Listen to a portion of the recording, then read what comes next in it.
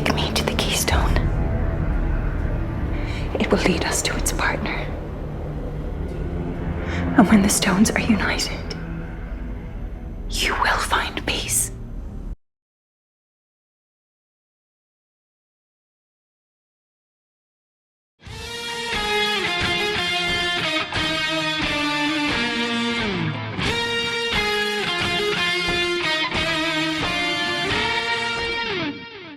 This show is only going to get worse. Next episode is going to be nothing but talking about the fallout from the events of this episode, and Quan bullying Soren to go find monks and make her the freedom fighter, savior, Jesus of everything.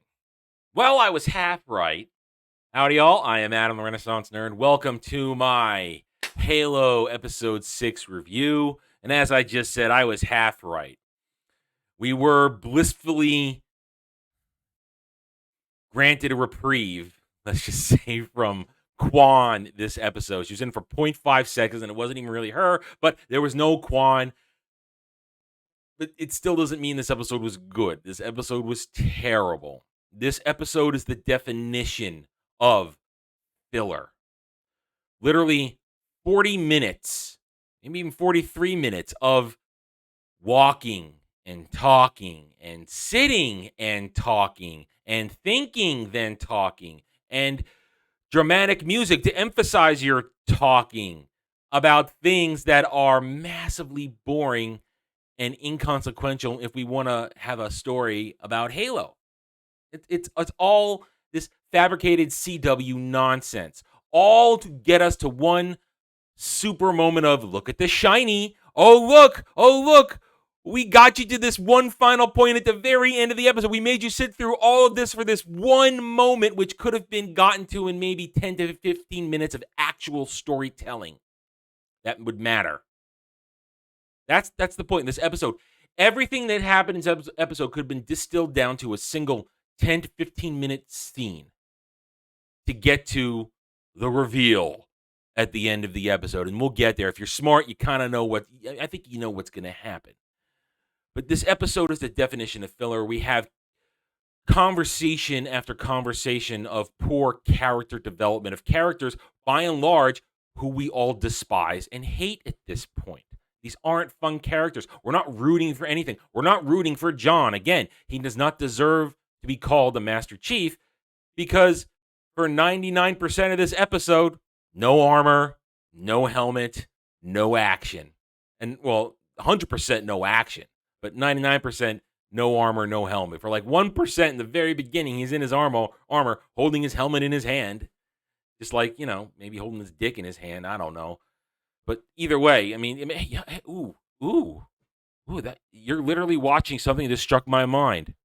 The Master Chief constantly holding his helmet is representation of his dick in his hand. And the emasculation of taking your helmet off, it seems taking your dick off and leaving it somewhere for women to step all over it. Wow. I literally just stumbled upon that one. Enjoy it. Woo! All right. You know what? After that, let's just get into this nonsense, shall we? All these years, they've been calling me paranoid. No one's against you, Margaret. Then who put those ideas in his head? All right, I'm going to be brutally honest with you guys. This episode is a little difficult to dissect in the pattern with which I've been doing it for you guys because of the way they structure it. Past, I've been able to give you the A plot, the B plot, the C plot, the D plot, because they very amateurishly block it out around all the horrible characters. In this one, the plots are literally meshed together around the only plot that actually matters, that being John. Again, he doesn't get to be called Master Chief. John and Makee, who is Covenant Girl Boss. That's who that is. Their interactions and what comes forth from their interactions is the only thing that actually matters to the whole plot of the story, that actually might move this into someplace remotely. I can't even say it. It's not interesting at all.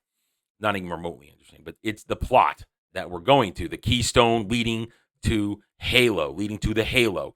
That's where this is all heading. 43 minutes of this show, of this episode, dances around that to get to the last 5 minutes where we actually move the plot forward. So it's kind of hard because they mesh all these meandering, terrible character breakdowns, I guess. I don't know. I don't even know what to call this stuff because I wouldn't even call any of this character development because none of these characters are growing or changing.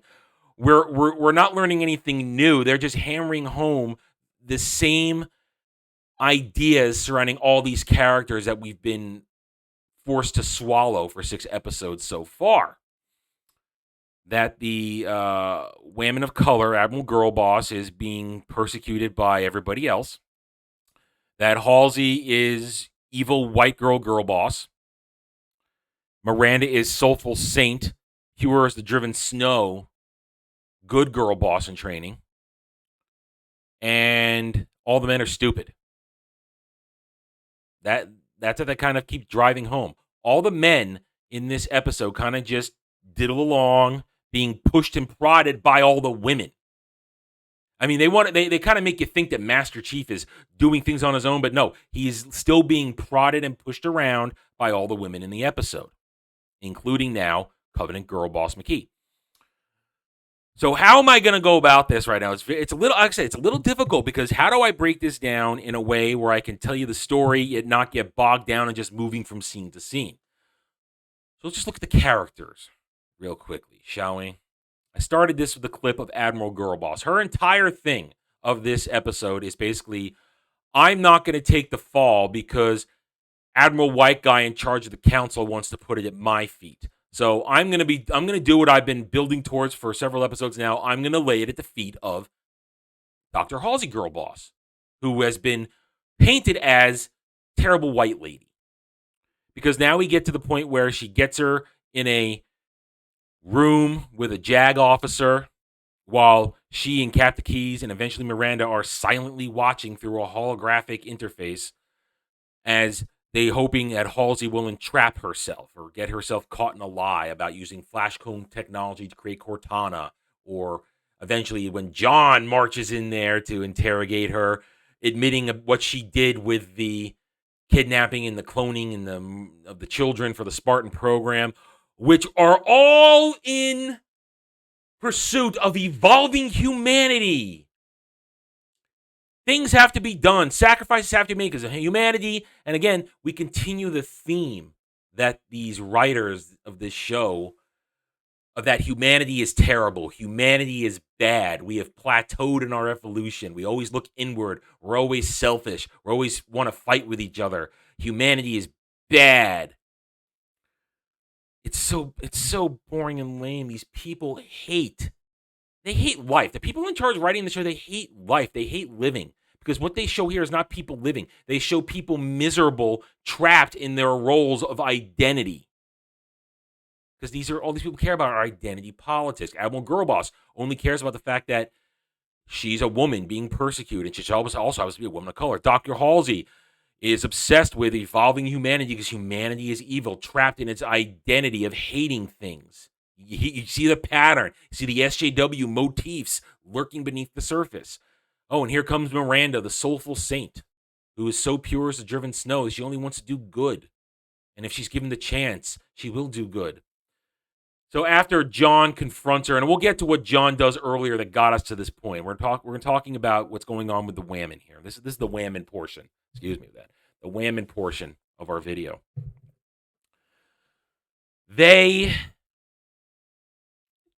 get to this whole point about how Halsey has basically got the goods on everybody. And Admiral Girl Boss says, okay, I know you can destroy us all, so I'm going to give you your lab, and I'm going to promote Miranda, who's the soulful saint. And we're all going to live happily ever after because that's what has to happen.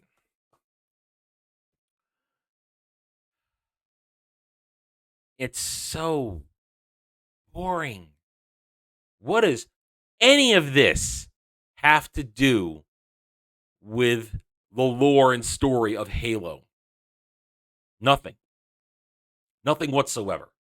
We are bored. We're listening to people talk to each other. We're listening to women talk to each other and complain. We're watching an emasculated man in the form of John bitch and moan. You stole me as a child. You killed children. Me. Well, I already said the metaphor. His dick and his balls were his helmet, and he just leaves it and forgets it someplace. Same with his armor. I mean, he's not a man. He complains and whines through this whole episode, and we'll get to that in a moment.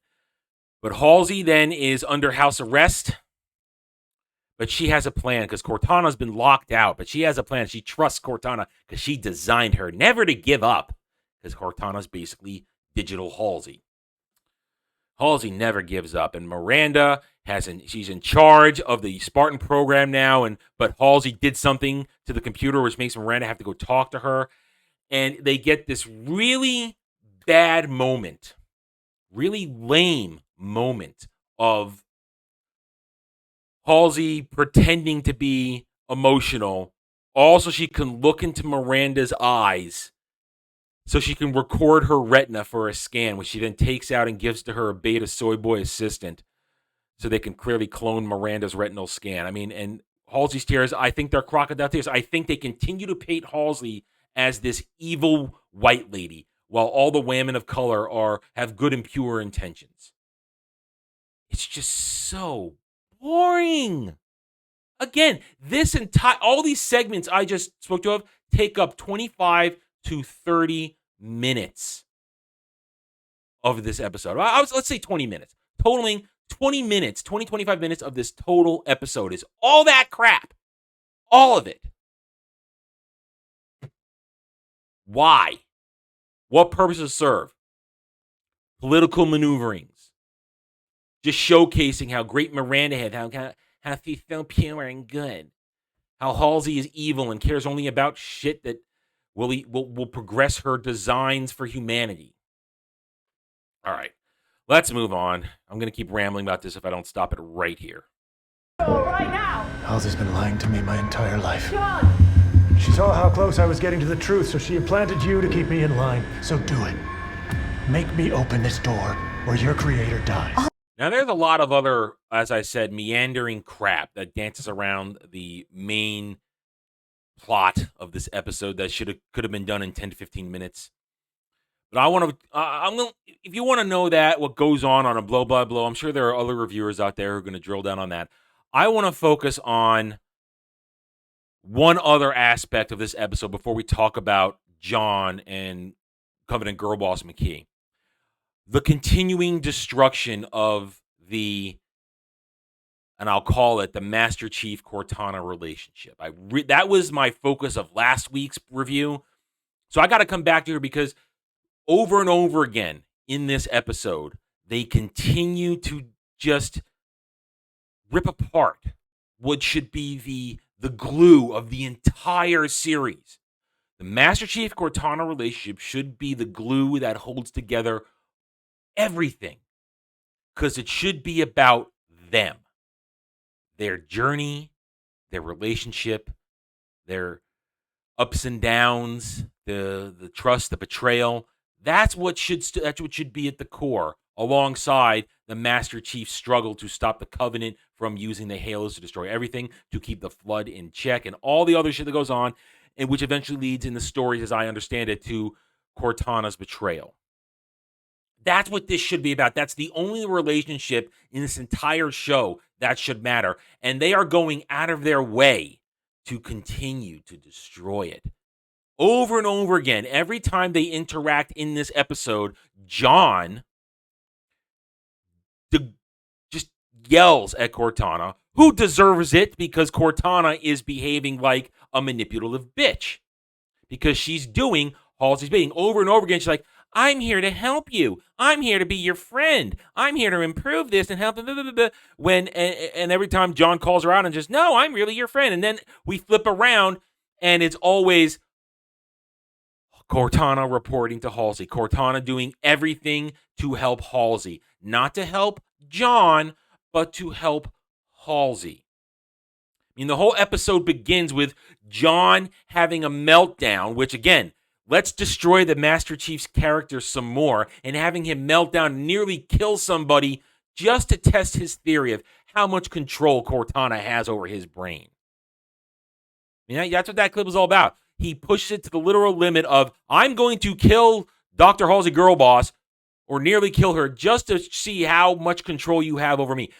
The trust is not there. And if this is some grand master storytelling plan to show us that eventually Cortana will break her programming and side with the Master Chief, John 117, well, you're doing a horrible ass job of it, because this is not a lovable Cortana. This is not a Cortana we want to be friends with, we want to root for. This is not a Master Chief we want to root for. This is John, who leaves his balls everywhere to get stomped on.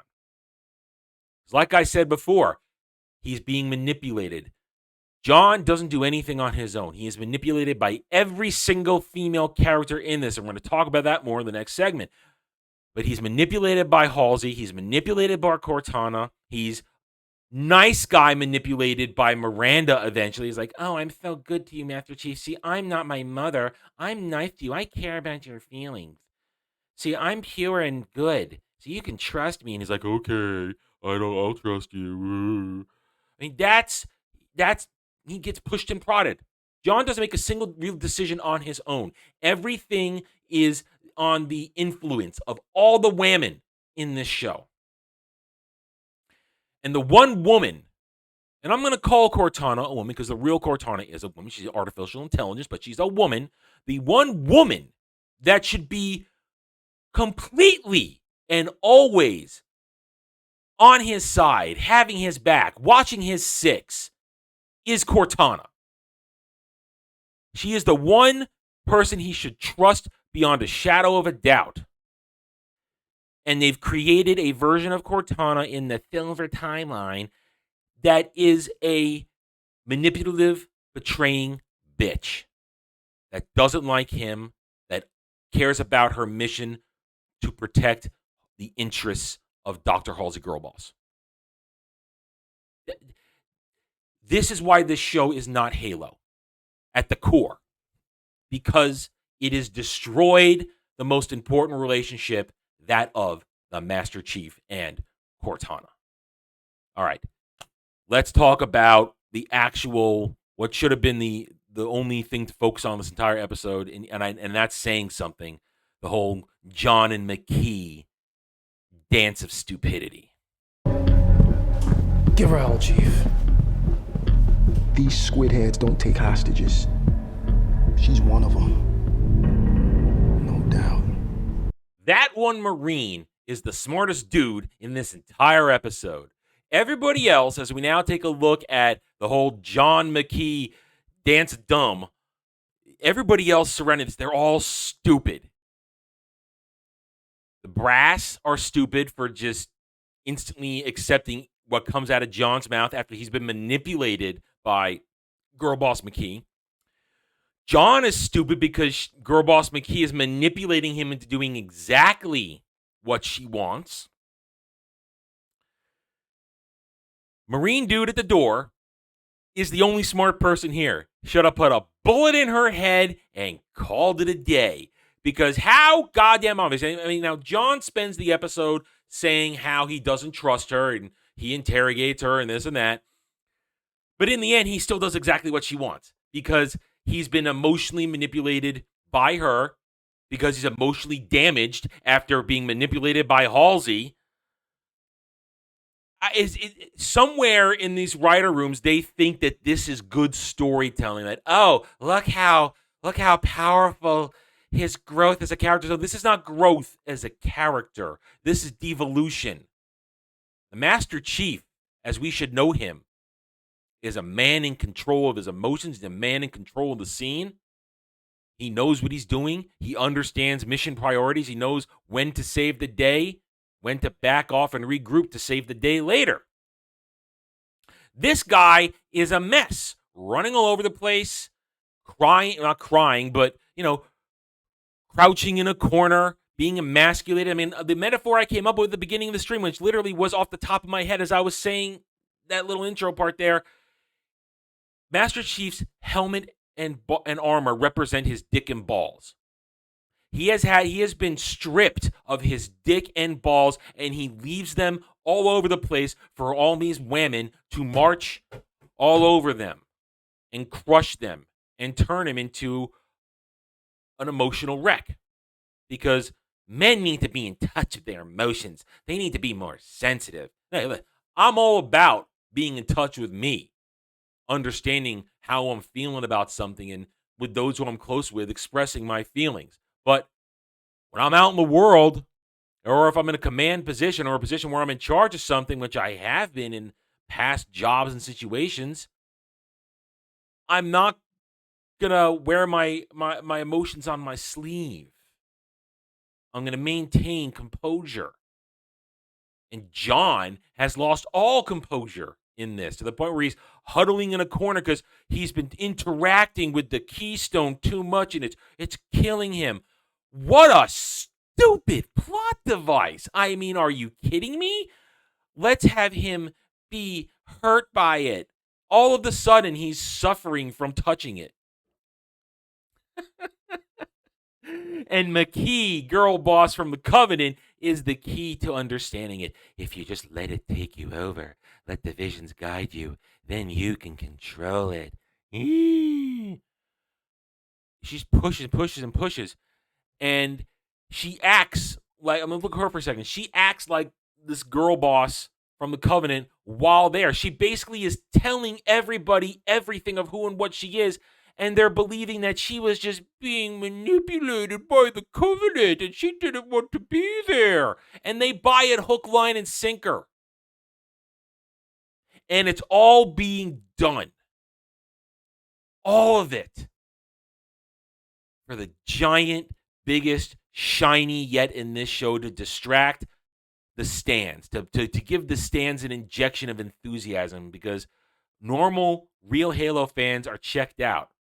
Average fans like myself, who only played a little bit of it and are doing this as a public service, are in, but it's not fun. But the stands, they need their injection of false fun.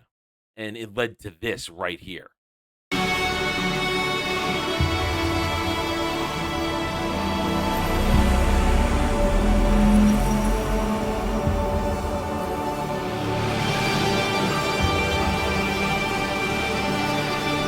That's right, folks. After John's intense grabbing of the keystone and he melded with Makee on some special level because they share the genome and this and that, we see the halo. They get mentally transported to a halo. And the chanting, the choral chanting to try and emphasize, oh, look, it's the halo. Look, everybody, it's a halo. You've been waiting for this. It's a halo. We're going to go to the halo. Look.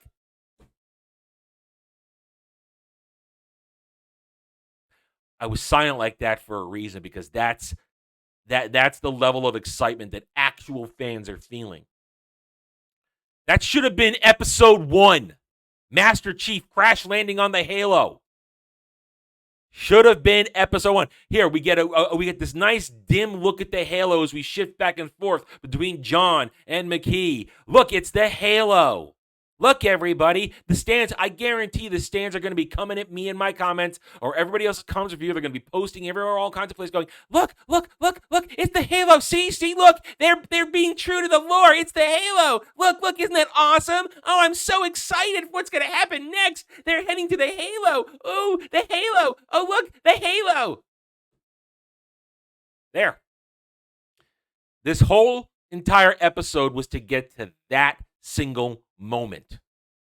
Dancing around them, watching Makee manipulate John, watching John act like an emotional wreck, all to get to that point. Could have been done in 10 to 15 minutes. But they don't know how to tell a story in this show. In this show, it's all about talking and walking and hugging and clutching and blah, blah, blah. You know, I could go on and on. You've heard me do my litany on that crap, but it's about fake emotion, fake emotional attachments, poor character development, and a story that is not exciting whatsoever. I told you last week we were going to get nothing but sitting around and talking about this stuff. Now, I didn't predict that we were going to actually see a Halo. Some people, they're smart enough, probably predicted that. Once you're watching the episode, you kind of get the feeling that's where we're going. But before that, I didn't know. And, and it doesn't stir anything. It doesn't do a damn thing. Because this show's going nowhere. Yeah, they've greenlit season 2. That doesn't mean it's actually going to go anywhere. It's crap. It's boring, and it sure as hell ain't Halo. You're angry and upset. I understand. You're a machine. You understand nothing. Open the door. You do it. I can't. I don't believe you. She only has a few seconds, John, please. Absolutely worthless. That's what this abomination of a show is. You've got maybe a couple episodes left on this pathetically boring season, and you spent an entire episode of filler right here, right now, today, all to get to the Halo reveal, which, if these people had a goddamn clue, should have been done in episode 1, because there doesn't need to be a Halo reveal. The show isn't about finding the Halo. That's the problem with these people who never play the games, never read the books, never dig into the source material, never listen to the fans. Halo is not a mystery box show or series or franchise. It's not about finding something. It's about survival. Survival against unbelievable odds. Where it's just the Master Chief and a voice in his head working together to survive against unbelievable enemies. It's not about finding the Halo. That's their thing. It's not about the journey to find something. It's about the journey of two individuals learning to trust each other, learning to rely on each other, learning to become a team.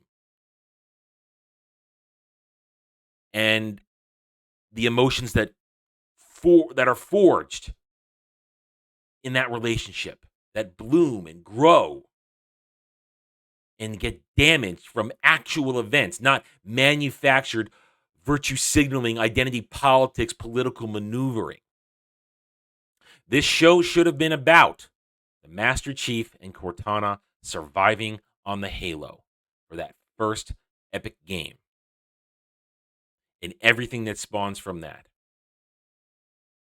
It should not be about the Master Chief finding his humanity and becoming an emotional wreck. Cortana being a manipulative bitch who isn't really there for the Master Chief, but does the bidding of Dr. Halsey Girl Boss. Miranda, the soulful saint, who's really the good one. Admiral Girl Boss, who's being attacked because she's a whammon, and probably a whammon of color, by the patriarchy.